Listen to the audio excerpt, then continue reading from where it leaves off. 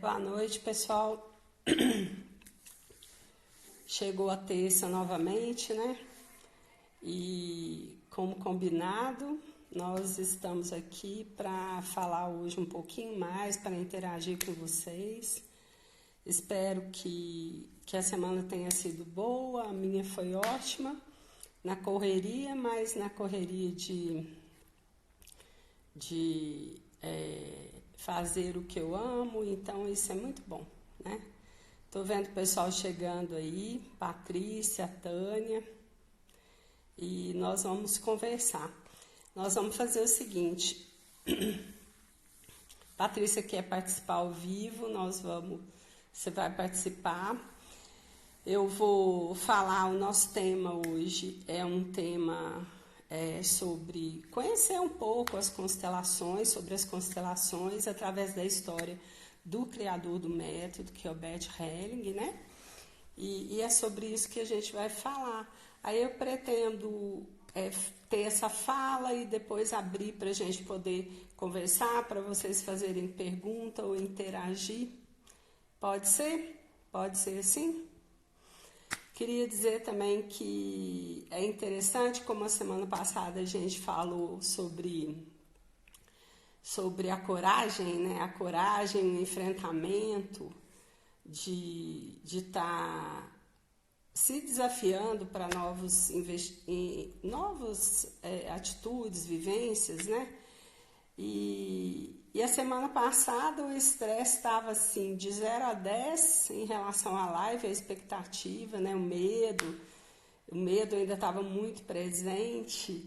Então, de 0 a 10 podia dizer que a gente tivesse... eu acho que uns 8, 9, uns 9, vai. E hoje eu acho que está uns 6, melhorou bem. Eu percebi que eu não fiquei presa a isso, assim, pensando a todo momento, preparei minha fala. E aí, Patrícia, ótimo, se você está ouvindo enquanto você cuida do jantar, já está muito bom. Mas se você quiser entrar ao vivo, aí a gente conversa também um pouquinho, né? Adianta as coisas lá e depois você vem, tá? Será um prazer. E aí, gente, é isso. Então, eu pretendo falar um pouco sobre isso e depois abrir para a gente poder estar conversando e a gente poder, então, tá abrindo para a gente interagir mais. Então, sobre o Bert Helling. Quem é o Bert Helling? O Bert Helling é um alemão que nasceu numa cidade no noroeste da Alemanha, entre a Primeira e a Segunda Guerra Mundial. Em 1925, ele faleceu, ele viveu bem, ele viveu saudável e lúcido 94 anos.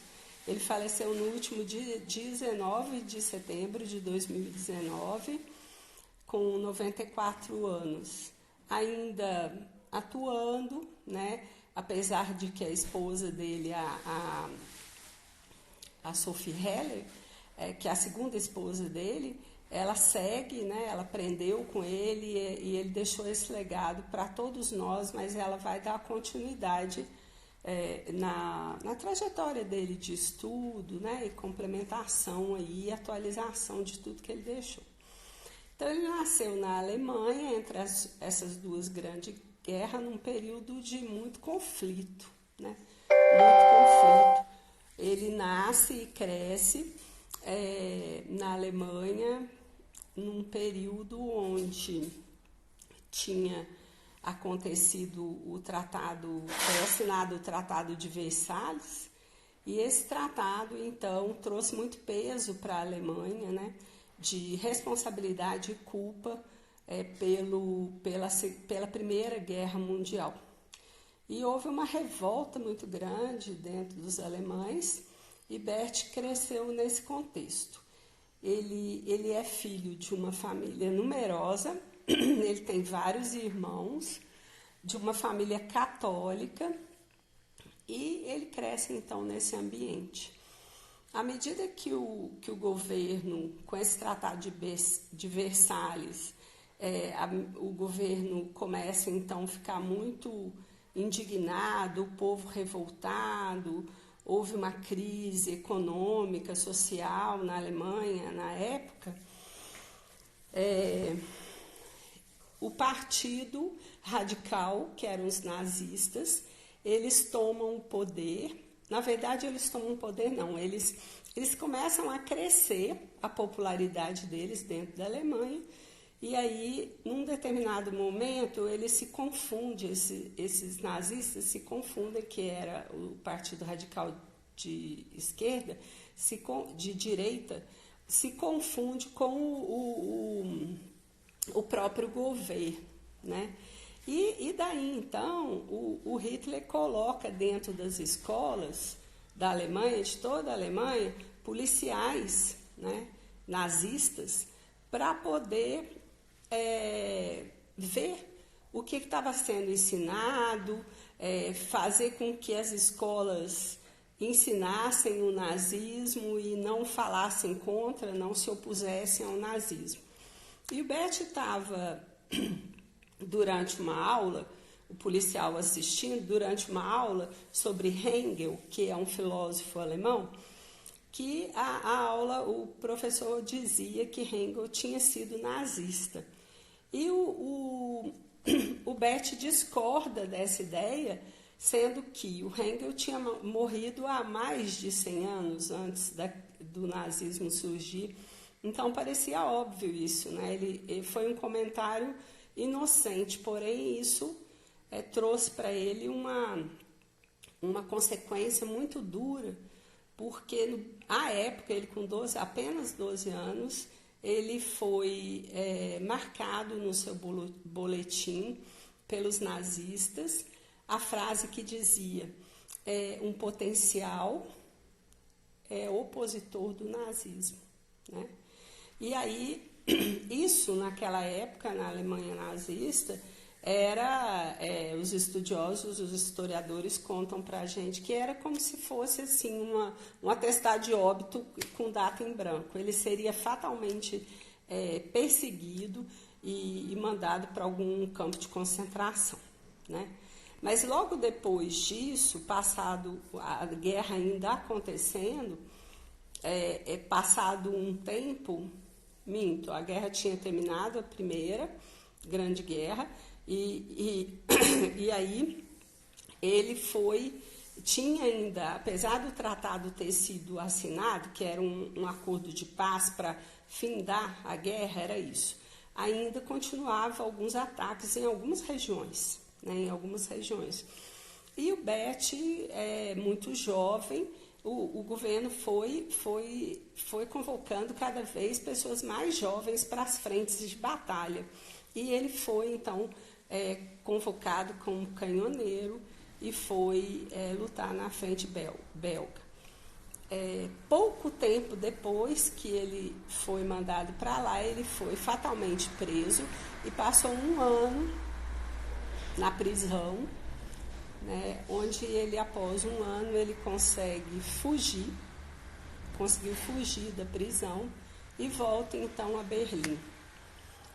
Jovem, mas já mais velho, ele vai concluir os seus estudos, dar continuidade aos seus estudos e conclui teologia e entra para uma ordem missionária de padres católicos, né? Ele se ordena padre, na verdade, e aí ele se torna padre, e aí ele vai para uma... Cláudia, bem-vinda, um beijo também para você, viu? Muito obrigada aí pela presença. Ele então mandado para a África do Sul. Ele foi trabalhar com os padres anglicanos na África do Sul, era um trabalho de administração de escolas na África do Sul, da etnia Zulu. E ele vai para esse trabalho, para essa frente de trabalho, e passa lá, eu acho que 15 anos, de 12 a 15 anos, na África, trabalhando com os Zulus. Nessa época, ele trabalhando com os Zulus, era uma época muito difícil também lá na África, em função do apartheid, né, que é a segregação racial, né? Então, era outra época histórica também muito sofrida. A etnia Zulu, né, na África, como a gente sabe, são os negros, e eles eram muito discriminados, né? Tinham leis assim que realmente condenavam os negros se eles quisessem ter determinadas atitudes que eles julgavam que era só de branco. Então, era muito pesado. E nesse ambiente, nesse cenário, certa vez, os padres anglicanos fizeram um encontro ecumênico com essa comunidade lá onde o Bert trabalhava. E um facilitador, um padre facilitador, que ele diz que chama Dave, ele então aplicou uma dinâmica de grupo e num determinado momento ele pergunta para os Zulus, né, para quem estava participando, se você tivesse que escolher entre a pessoa ou os seus valores morais, com quem você ficaria? E Bert fala, é importante falar disso na biografia dele, porque ele conta que isso foi um divisor de águas para ele, né? Que foi uma pergunta que realmente mudou, que fez com que ele tivesse profundas reflexões durante muito tempo e que mudou, então, a forma de ver o mundo, né?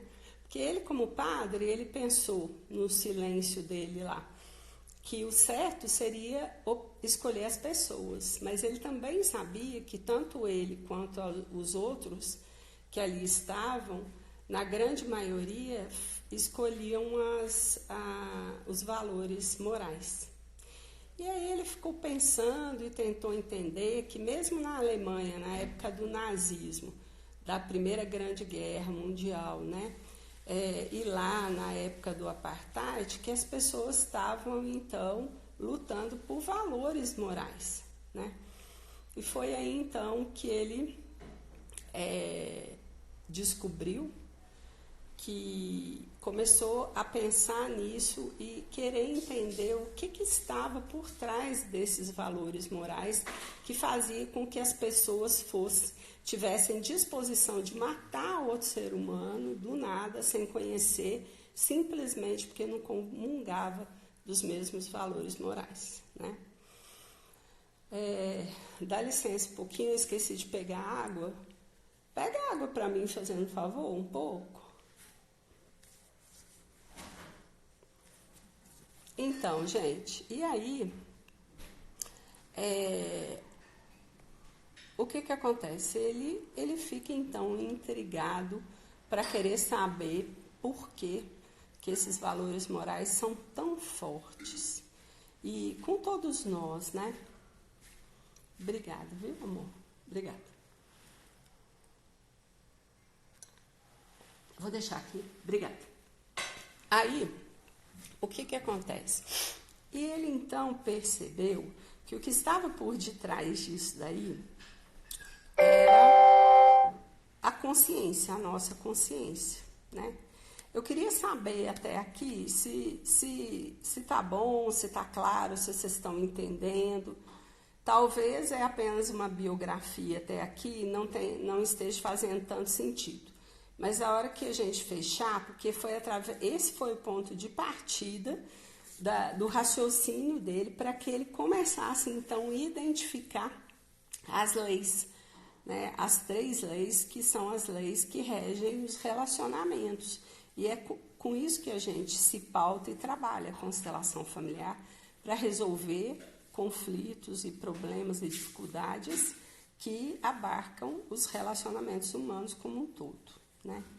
Então, se estiver tranquilo, se estiver bom, estiver entendendo, ou se quiser fazer alguma pergunta até aqui, para clarear, que eu quero trazer curiosidades para vocês, mas que tenha duas pessoas aqui, a Micheline e a Anderlene, falaram que tá bom, que tá ok. Eu quero trazer conceitos e tudo, mas eu não quero que seja denso, eu queria que fosse prazeroso, que vocês pudessem entender, né, e aplicar isso na vida de vocês, né? Ah, Cláudia, então tá bom. Então vamos continuar. Então, quando ele chega lá vou voltar um pouquinho antes. Quando ele chega lá na África, ele percebeu que entre os Zulus havia bastante harmonia. Ele observou muito claramente os relacionamentos familiares, né? Apesar de ser um povo que adotava a poligamia, não tinha conflitos, não tinha desordem, não tinha brigas, não tinha conflitos. E que o respeito, por exemplo, de filhos para pais era muito grande. O respeito dos pais para com os filhos, idem. Percebeu também que entre o homem e as suas mulheres havia uma harmonia, havia uma tranquilidade, e aquilo chamava a atenção dele, antes mesmo dessa vivência e dessa dinâmica. Percebeu também a forma que as mães cuidavam de seus filhos, né?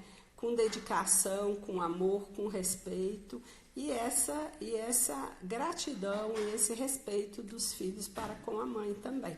Isso chamava a atenção dele.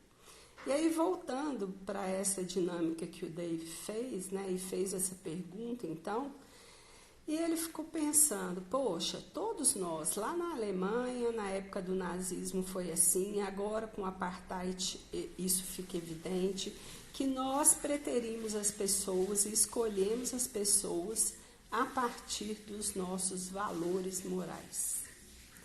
E aí ele percebeu que os valores morais, por detrás disso, tem a questão da nossa consciência, da consciência leve ou da consciência pesada, que quer dizer a consciência leve, o sentimento de inocência, e a consciência pesada, o sentimento de culpa. Por que então que a gente prefere os valores morais? Pelo pertencimento, porque ali são os valores morais de um grupo. Então, se alguém que eu conheço não comunga comigo dos meus valores morais, o meu ímpeto é exclusão, excluir essa pessoa. Da mesma forma que se eu estou próximo a um grupo onde os meus valores morais são diferentes desse grupo, eu também não me sinto pertencente. Então aí ele começa a observar a primeira ordem do amor, que é o pertencimento, que é uma das leis, o pertencimento. Continuando assim, ele então observa essa harmonia entre os Zulus e observa que essa harmonia, ela vem desse respeito à questão hierárquica, né? Todos pertencem e quem chegou primeiro merece o respeito de quem chegou depois. Então, os mais velhos, eles sempre têm que ser reverenciados e têm que ser respeitados em detrimento dos mais novos, né? Quem chegou primeiro, ele tem mais... ele merece mais respeito, né? Então, a hierarquia, o respeito à hierarquia é uma coisa que traz paz, equilíbrio e traz também fraternidade, amizade e tranquilidade, né? Leveza para os relacionamentos, porque a gente está falando em relação a relacionamentos, né? Relacionamento de grupo, né? Porque a constelação é uma filosofia com princípio sistêmico. Né? O que é isso? Nós não somos seres individuais, nós somos seres inseridos dentro do nosso sistema familiar. E como tal, estamos ligados a todos os nossos antepassados, os nossos antecessores, estamos ligados, né?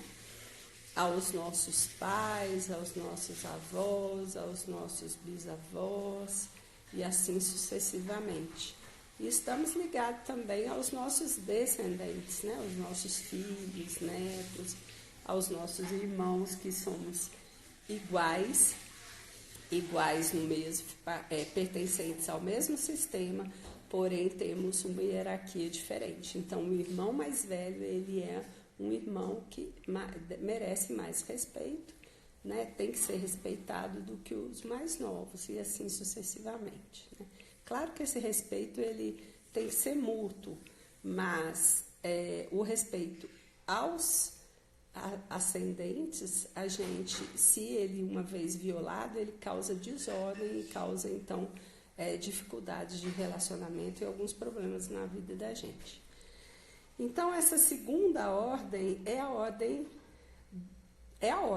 né, que é a hierarquia, é a ordem. Então, a primeira lei é o pertencimento, que ele chamou antigamente de ordens do amor, né, que era pertencimento, ordem e o equilíbrio. E o equilíbrio é aquele que nas relações a gente facilmente consegue identificar, vocês conseguem identificar no dia a dia de vocês, que se alguém te dá um presente, você naturalmente fica com um sentimento de que você quer retribuir aquele presente, você precisa retribuir e dentro de uma oportunidade você vai retribuir aquele presente. Então essa lei, essa terceira lei das relações é pautada pelo equilíbrio do dar e receber, tá? Então essas são as leis que nasceram a partir, então, da história do Bert, né? Após isso, só para a gente dar um desfecho, ele ficou, após esses anos lá, 15 anos na África, ele volta, ele se desliga da Igreja Católica, né? Não deixa de ser padre, porque uma vez padre, né? É padre sempre, pelo menos eu aprendi isso. E não sei nem se o Padre Zé está aí para nos falar se ele chegou aí já, para nos falar se isso procede, mas ele então abandona a Igreja Católica, abandona a Baatina e resolve se casar. E se casa com a sua primeira esposa, que falece após alguns anos, e ele hoje, até então, até a morte dele, era casado pela segunda vez com Sophie Heller, que é uma consteladora que tem um instituto de formação aqui no Brasil, em São Paulo, que é a Helling Ciese, né? E é isso aí, essa é a história do Bert, e assim ele então traz para nós o conhecimento dessas três leis. E agora, se vocês quiserem perguntar, eu posso dar alguns exemplos da desordens dessas leis, né? Por exemplo, a lei do pertencimento.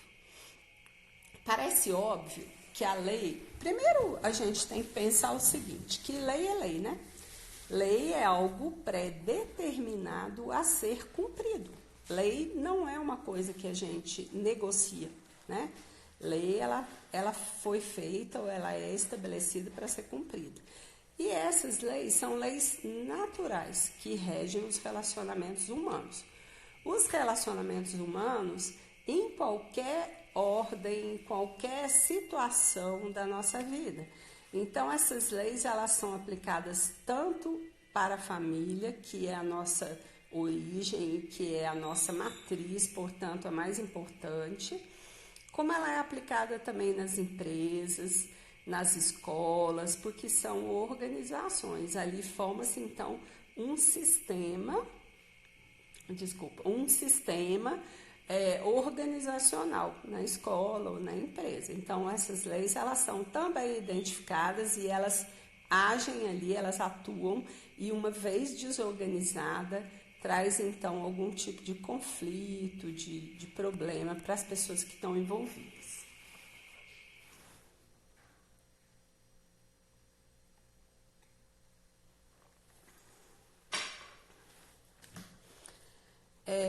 Vou falar um pouquinho sobre a lei do pertencimento, para a gente compreender um pouquinho e identificar assim, algumas consequências da violação dessa lei, dessa primeira lei, que elas atuam simultaneamente, elas convergem atuando em todos os sistemas de relações, né? Então, apesar da gente falar, a gente fala assim,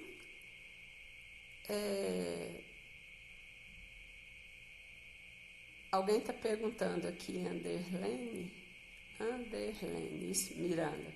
Gostaria de saber se a relação marido-mulher também tem alguma ordem na constelação. Eu já vou te responder, tá? Vou só acabar meu raciocínio aqui. Então, o pertencimento, ele é uma lei que violada causa, então, algumas dificuldades. Parece óbvio que quem pertence, pertence. Ou seja, quem é da família, né? Porém, existem alguns vínculos que a gente cria ao longo da nossa convivência, ao longo da nossa vida, são vínculos estabelecidos por algumas situações especiais que pessoas passam então a fazer parte do nosso sistema, portanto, elas a partir dali pertencem. Um exemplo clássico disso do pertencimento que foi estabelecido ao longo da vida são as relações matrimoniais, né? Ou as relações amorosas que envolvem, parece que deu uma caída que voltou, né? Que envolvem convivência e envolvimento sexual, né? Então, cria vínculo. Então, o nosso marido, ele passa a fazer parte do nosso sistema familiar. E nós também passamos a fazer parte do sistema familiar do nosso marido. Mas e se no caso a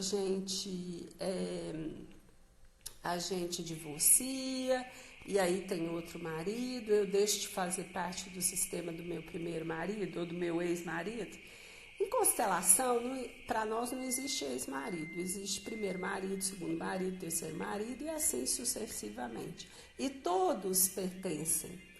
E a precedência do primeiro ao segundo, ao terceiro, ela é sempre maior. E aí a lei da hierarquia diz que ele merece respeito, ele ocupa um lugar no nosso sistema familiar que é intransferível e merece gratidão e respeito, tá?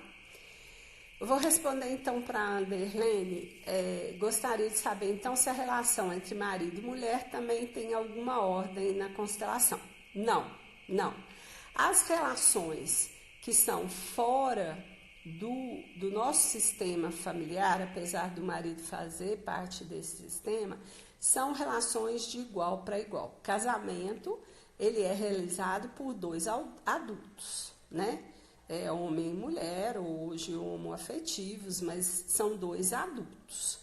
E aí, entre marido e mulher, não existe quem chegou primeiro, né? Os dois, então, se encontram e resolvem ter uma vida. Então, a lei que prevalece nos relacionamentos afetivos e na maioria dos relacionamentos que não seja dentro do nosso sistema familiar é a lei do equilíbrio. Então, a gente tem que estudar e saber como funciona essa lei do equilíbrio, o que ela preconiza para a gente não violar essa lei do tomar, do dar e do tomar, né? É um encontro de dois adultos que tem um carro aqui com o alarme disparado. Não sei se está atrapalhando vocês aí. Semana passada foi a chuva, né? Mas, então, é isso aí. Eu não sei se ficou claro dessa forma, se você quer saber mais alguma coisa, mas a lei que pauta os relacionamentos afetivos, a relação de casal, é a lei do equilíbrio. A lei do equilíbrio, né? E nós temos a lei do pertencimento, da hierarquia, que é a ordem, né? A gente chama de ordem. A ordem de chegada no sistema familiar, por isso chama a ordem de nascimento, e o equilíbrio, né? A lei do equilíbrio. Tá bom? Mais alguma pergunta? Alguém quer interagir aí? Patrícia disse que foi na garagem olhar se era o carro dela. Não, é um carro chato aqui que o dono não sei para onde tá, que não desliga esse alarme aí. Oh, meu Deus. Mas tudo faz parte, né? Tudo faz parte. Ô, Patrícia, você queria compartilhar aqui? Você quer entrar? Você quer fazer alguma pergunta? Você realmente fez o jantar me escutando? Como é que foi aí? De nada, por nada, Anderlane. Por nada. Obrigada a você pela participação, pela pergunta. Eu queria saber se está fazendo sentido isso para vocês, se vocês reconhecem, se é totalmente novo, né? Queria saber. Micheline pergunta aqui se existe algum misticismo na constelação. Eu não sei o que você chama de misticismo, mas eu ouço falar, vou te responder o que eu imagino que seja. Se não for, você me fala e a gente vê a melhor resposta. Mas o que a gente ouve falar é que às vezes as pessoas leigamente acham que a constelação tem a ver com algum tipo de religião, é ligada a algum tipo de religião. E é citado que muitas vezes a constelação, então, está envolvida com o espiritismo, com alguma religião que tem esse preceito de comunicação com os espíritos e tudo. A constelação não tem ligação nenhuma com religião nenhuma, né? Não tem prática de religião nenhuma, nem de espiritismo e nem de nenhuma outra religião. O que acontece, que as pessoas pensam assim, é que a gente fala em movimento da alma, a gente fala em movimento do espírito, a gente sabe dentro do sistema nosso familiar.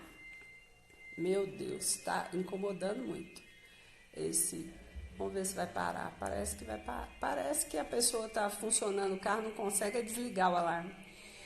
Mas o que acontece é o seguinte, que a gente fala em movimento da alma, movimento do espírito, e o nosso sistema familiar, tudo atua no aqui e agora.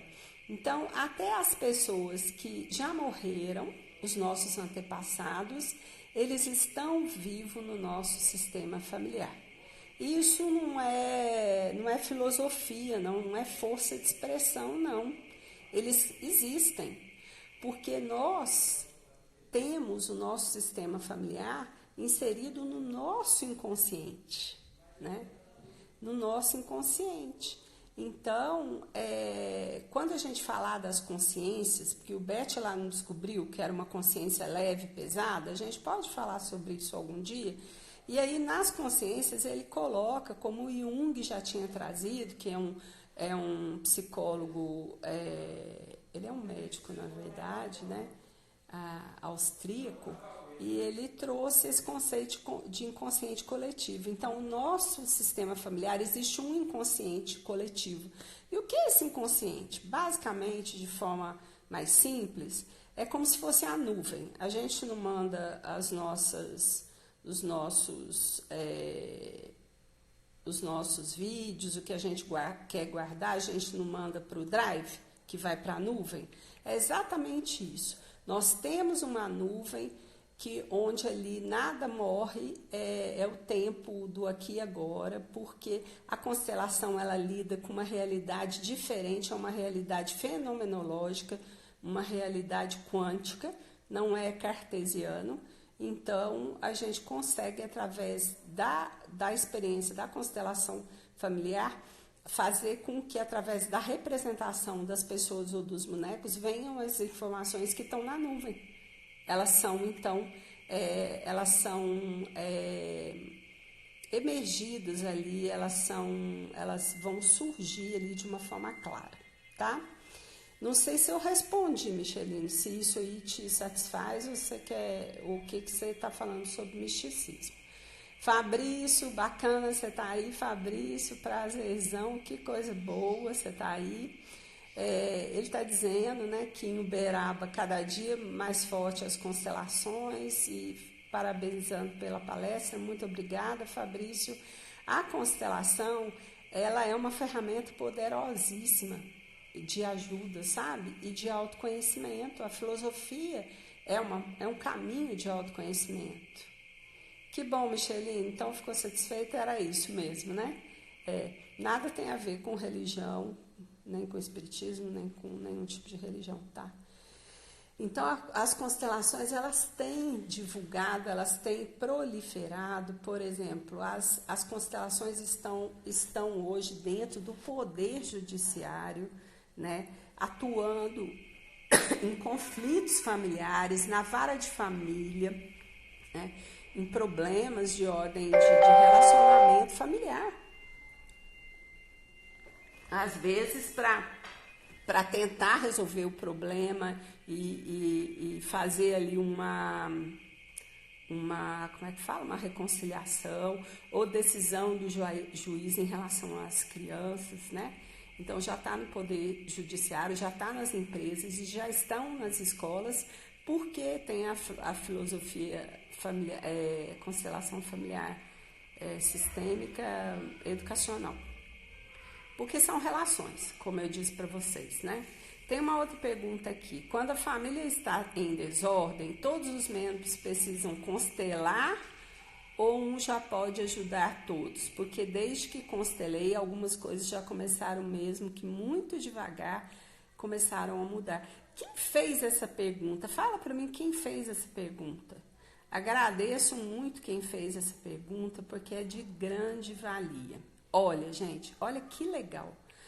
O sistema familiar, ele é como se fosse um pedaço de tecido, Então, esse pedaço de tecido, nós somos um fio desse tecido. Se a gente puxa um fio, atua em todo o sistema, enruga todo o sistema vai ficar afetado. Então, esse processo, ele é individual. E tem uma outra pergunta aí, né? Quais são os ganhos para quem passa pelo processo de constelação? Tá. Então, gente, um buscador da família, se ele obtém a cura, ele cura todos do sistema familiar, todos. Então, naquele quesito, naquela questão que ele trouxe para constelar, naquela questão, naquele tema, sob esse novo olhar, essa pessoa, a alma dessa pessoa, porque o que acontece? A constelação, ela mostra uma situação, ela revela uma dinâmica oculta das relações que estava dando problema, ela revela o que está emaranhado ali, por que está dando problema, onde está a desordem. E isso então, visto pelo constelado, e é apontado muitas vezes pelo constelador como uma imagem de solução. E aí essa pessoa, ela vai então, dentro do tempo dela, caindo as fichas, né? E ela vai compreendendo o porquê das coisas, o porquê de sentir assim, assado, os sentimentos vão mudando, a emoção toma uma outra forma. E quem está à volta, que é do sistema dela, também está recebendo esse benefício e às vezes muda um comportamento, né? Por exemplo, um dos ganhos da constelação, eu vou dar com esse exemplo aqui, porque são vários ganhos, né? Vários. desde ganhos físicos com doenças, né, e sintomas, quanto autoconhecimento e assim vai.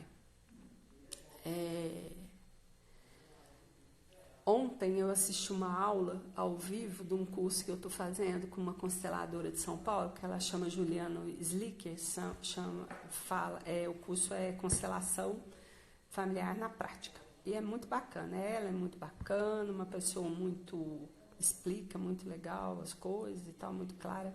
E ela deu esse exemplo lá na aula, nós estávamos na aula, né? Uma pessoa, ela falou que tem uma filha, que a filha morava fora do país, era adulta, e que tinha alguma coisa, estou invocada com o meu cabelo aqui em cima, e que tinha alguma coisa na relação dela com a filha que o afastavam uma da outra, tanto ela da filha quanto a filha dela, e que ela passava dias sem conversar com a filha, tempos, e que a filha também não dava notícia, que quando ela mandava alguma mensagem, ela demorava muito para responder a filha. E aí ela veio constelar. Ela veio constelar com a Juliana. Eu não me lembro mais qual foi a imagem que essa pessoa viu da constelação. E aí, a partir do que ela tomou consciência, foi passando o tempo, depois de um mês, ela mandou um e-mail para ela, dizendo que a filha tinha mandado fotos, álbum de fotos, e que estava conversando com ela diariamente como se nada tivesse acontecido. Então, esse emaranhamento que atrapalhava a relação das duas, né, que era sistêmico, tinha história lá para trás dos antepassados que justificava isso aí, que eu não me lembro o que ela contou, gerou um efeito na alma dessa pessoa que foi buscar constelação e trouxe benefício para todos do sistema. E como o relacionamento dela com a filha que estava em questão, ela pôde identificar isso quase que de imediato. Que é a aproximação da filha, né? O Bert fala que tudo é um movimento de amor, só que existe o amor cego e o amor que vê. O amor cego é esse que está emaranhado e que se ama, mas que está emaranhado e não flui, o amor não flui. E quando a constelação desvenda isso, então esse amor pode fluir. E aí tudo volta para o seu lugar, sabe? É isso aí. Patrícia, já ouvi de uma pessoa que procurou, através da constelação, entender um aborto que sofreu. Foi o que você acabou de explicar? Olha, primeiro, a constelação não traz entendimento. Ela traz imagem e sentimento, sensações, né? Sensações que são vividas no nosso corpo. Então, a gente não trabalha com o racional. Quer dizer, trabalha com o racional porque nós não estamos inconscientes, né? Mas nós não utilizamos a ferramenta da racionalidade para entender nada. Por isso que a gente fala que a gente não entende. A gente vê, né? E essa nova visão traz, então, modificações e benefícios para a minha alma, né? Porque ali desvendou-se alguma questão que estava incomodando. Eu não sei qual é esse entendimento que ela buscava por um aborto que ela sofreu, que circunstância que foi esse aborto. Cada caso é um caso, né? Cada caso é um caso. O que acontece, Patrícia, que eu vejo muito, tanto nas constelações que eu participo e que eu estudo ou que eu ouço os professores falar, isso é muito comum. Os abortos, porque a lei do pertencimento cabe todos. Então, mesmo os abortos, eles têm um lugar no nosso sistema familiar. Então, vamos supor, eu tenho 3 filhas. Se eu tive um aborto antes da minha primeira filha, a minha primeira filha, que até então pensava que era a mais velha, ela não é a mais velha, ela é a segunda. Ela é a segunda. Porque daí já tem a outra lei que é da ordem. Então, ela é a segunda, porque o primeiro é esse filho que não pôde nascer, mas que a gente faz, através da constelação, uma inclusão desse filho batiza esse filho no sentido de sentir que ele foi um ser que viveu aquele tempo. Ele não pôde nascer, ele viveu aquele tempo, como nós vivemos 10 anos, 20 anos, 50 anos, aquele ser, ele teve aquele tempo. Porque se houve concepção, existiu vida. Se existiu vida, ele viveu aquele tempo por determinação de Deus, de uma força maior de Deus, né? Que acreditamos que está, quando eu digo acreditamos, eu, pessoa, consteladora, e a constelação também tem muito respeito a isso e reverência a isso, né? Basta dizer que o Bert, ele era padre, né? Então, assim, ele era religioso, ele era crente, né? E aí, sim, os desígnios de Deus a gente desconhece, mas os abortos aparecem, mesmo quando a pessoa às vezes não sabe, tem dúvida se era aborto ou não, aparece na constelação, né? Aparece às vezes um irmão, minha mãe teve aborto e eu não sabia, então eu não sou a segunda filha, eu sou a terceira, e aí eu estava fora do meu lugar, né? Fora do meu lugar. Então, é basicamente isso, né?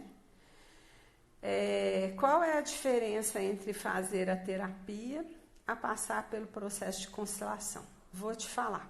Mas, Patrícia, é isso aí. Cada caso é um caso. A gente não dá resposta objetiva e taxativa, porque cada caso é um caso, cada situação é uma situação, e a gente precisa abrir o campo, que é o que a gente usa, né, faz no ato da constelação, para que o campo mostre através dos representantes, se for um atendimento individual, vai ser com bonecos ou com algum objeto que vai estar ali representando, ou o dinheiro, ou a casa, ou a doença, ou o sintoma, né? Então, são objetos.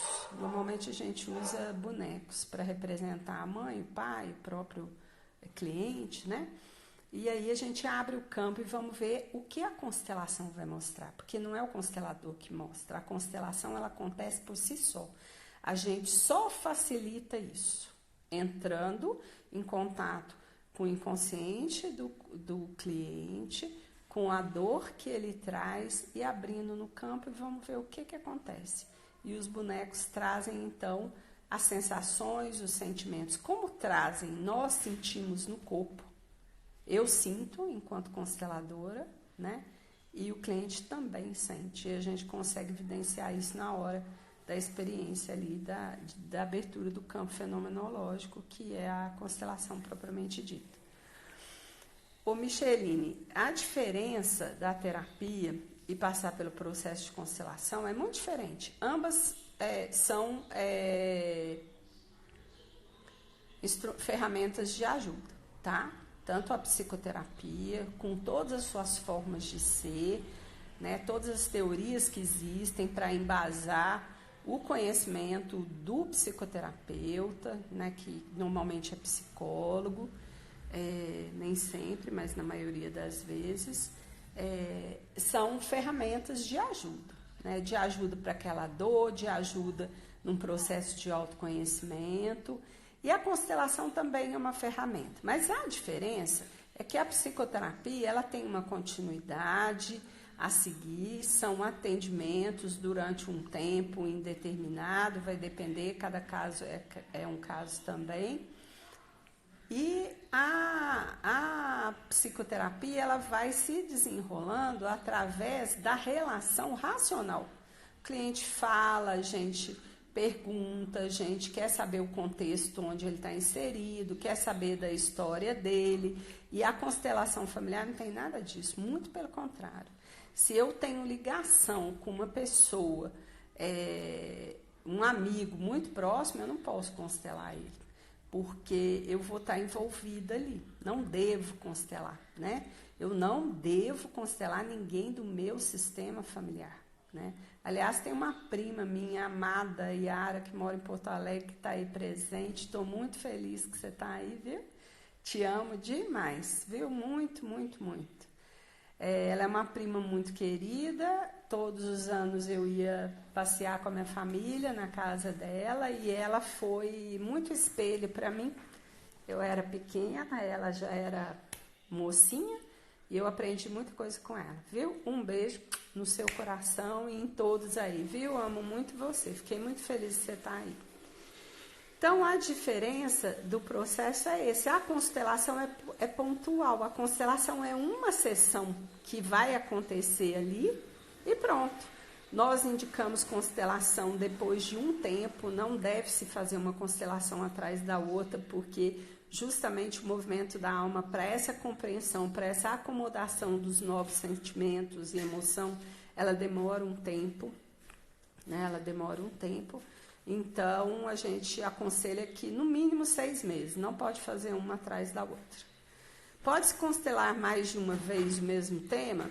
Pode, mas não faz sentido, né? Às vezes as pessoas querem fazer isso, não estou falando que é o seu caso, mas às vezes a pessoa quer checar. Eu vou constelar para ver se vai dar a mesma coisa, né? Primeiro, que pode não dar a mesma coisa, porque a primeira constelação já acomodou algumas coisas. Você já viu, já andou um pouco, apesar do tema ser o mesmo, né? E à medida que a constelação age em nós, no nosso coração, porque a constelação é algo que acontece na nossa alma, né? Tem a ver com a abertura de coração. Por isso que a gente fala do não julgamento. Então, à medida que a constelação atua, as nossas necessidades vão mudando. Então, se você está com o mesmo tema, tem alguma coisa errada.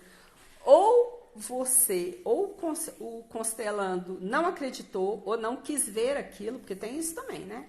A constelação vai mostrar alguma coisa que você não gostaria de ver, mas que é necessário, né? Meu professor, o Décio e a Wilma, eles falam muito isso. Tem a ver com o que eu preciso, não com o que eu quero. E muitas vezes a gente emaranha, cria traumas e problemas na nossa vida porque a gente busca o que a gente quer, não o que a gente precisa. E o que vem naturalmente da vida, muitas vezes a gente não aceita por não querer, mas é necessário. A gente sabe disso, né? A gente sabe disso. Então é isso aí. A constelação pode me mostrar o porquê de uma relação conflituosa com um familiar que já morreu? Perfeitamente, Patrícia. Perfeitamente. Quando você traz o tema para a constelação...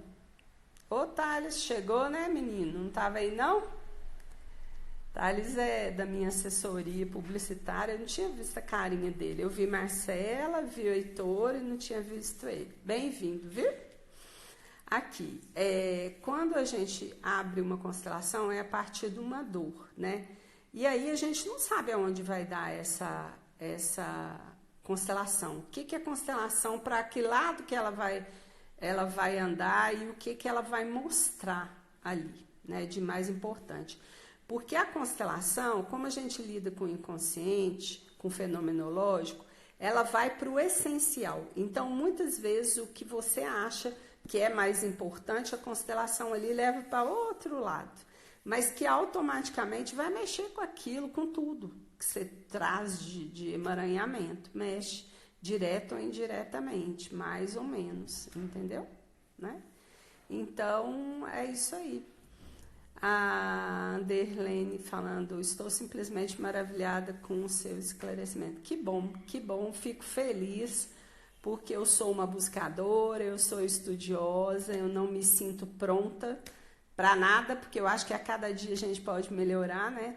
E estar aqui com vocês, para mim, é uma oportunidade ímpar. Eu tenho muita gratidão por todos que tiraram esse tempo aí para estar junto com a gente, para a gente poder tentar esclarecer essas questões, porque são ferramentas que vocês vão usar na própria vida, independente de psicoterapeuta. Essa é outra diferença da psicoterapia e da constelação, né? Ela é extremamente ética, não que a psicoterapia não seja, porque existe uma ética profissional. Mas eu digo assim, a gente não precisa escarafunchar a vida do cliente e a gente não precisa estar junto durante muito tempo, porque a própria filosofia, ela traz benefício, que é esse conhecimento. Por isso que eu tenho vontade de divulgar isso. Todos os consteladores têm esse princípio, né? Tem essa necessidade mesmo. Porque a gente começa a ficar assim maravilhada com soluções relativamente simples, né? De uma compreensão, porque o que acontece? O impacto de uma vivência que nos traz dor, ele é alimentado pelo racional. E a mente, ela mente. A mente inventa um monte de coisa. Então, uma coisa, a gente pode ver isso na proporção que toma para uma criança, mas para a gente é a mesma coisa. Uma situação que a gente fala um não de não comer o chocolate naquele momento. Parece que o mundo vai acabar. Por quê? Porque ela foi contrariada, então ela não alcançou o querer dela, que acontece isso conosco, e não alcançar diante da frustração, ela começa a elocubrar em relação àquilo ali, e se ela for mais agitada, ela vai começar a responder, ela vai questionar por quê, ela vai tentar pegar escondido. Então, é a gente indo contra o fluxo da vida, né? O fluxo de amor, o fluxo da vida. E cada vez que a gente vai contra, a gente sofre com isso. Porque é o que a gente precisa, não o que a gente quer, né? Quando vem o que a gente quer, quando vem o que a gente precisa nos agradando, é bom demais. E vem também, né? E vem. Mas, via de regra, o que a gente busca querer, geralmente é por causa de um desejo muito material, carnal, né? Um exemplo disso é a gente com dieta, né? Mulher com dieta. Então, assim, a gente é o prazer de comer, o prazer de comer o que quiser. Quantas pessoas falam assim, a gente bem que podia inventar uma pílula para não engordar nada.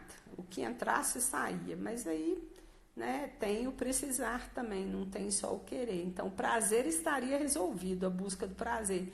Mas a consequência nutricional disso ia ser catastrófica, né? Então, é isso aí.